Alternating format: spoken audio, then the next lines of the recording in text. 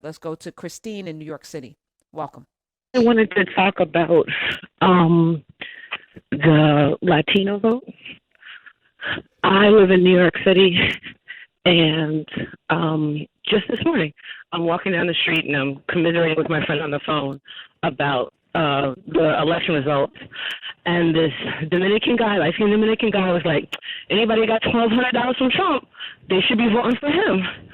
And I've lived in a predominantly Hispanic community, and I've seen how they don't consider themselves African American, and they feel like what we get we deserve.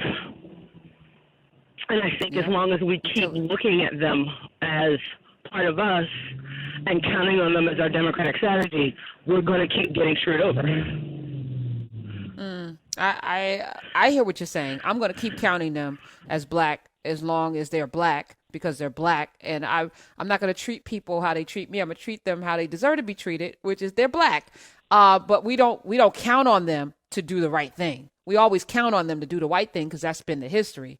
But I'm going to keep on these airwaves calling anybody with melanin black because that's the construct that was made up for us. And we're going to turn it into the thing that it's black power and gold and excellence and all that other stuff. So I hear you, Christine. And it's true. It's true until they get stopped by cops and harassed and stopped and frisked, which I'm sure they have. I guess in their mind, they're like, well, I'm not black, so this is happening to me and this is terrible. But this is a mistake. They made a mistake. They're supposed to do it to real black people. And I don't wish that on anybody. I'm just saying. You got a lot of black people who don't want to be black.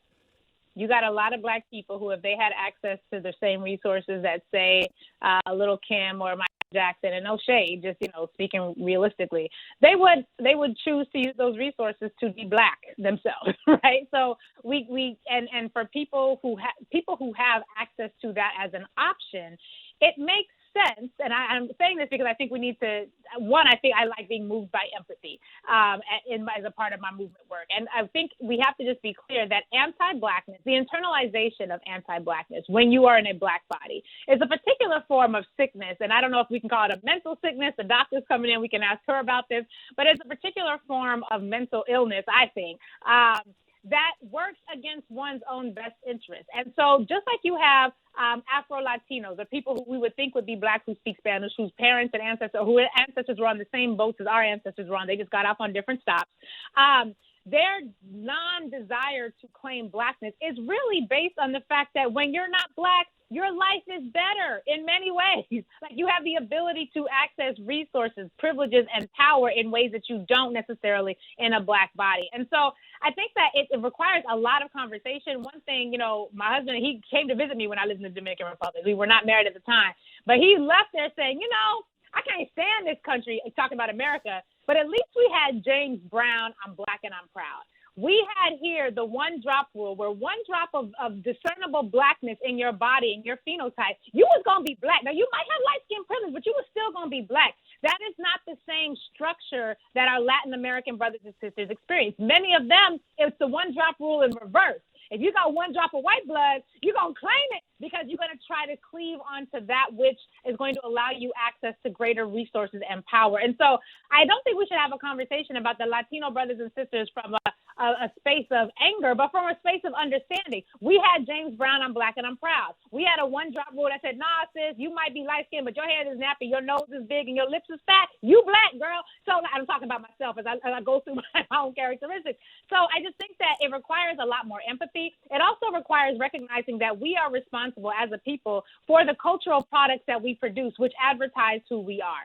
And when you do a critical analysis, and this is why I say we have to ask, who are we, not as we think we are, as we imagine ourselves to be, but who we are actually being. When we produce cultural products that say our women are bees, our men are pimps, ain't nobody raising no kids, crack is like, drug dealing is a way to achieve success in our community. It is a revered, again, we can indulge in whatever cultural product production we want, but when we say these things about ourselves, when we export these messages about ourselves, why on earth would any rational thinking person who does not come from a culture that prizes its ability to denigrate its very own people, why would I want to affiliate with that?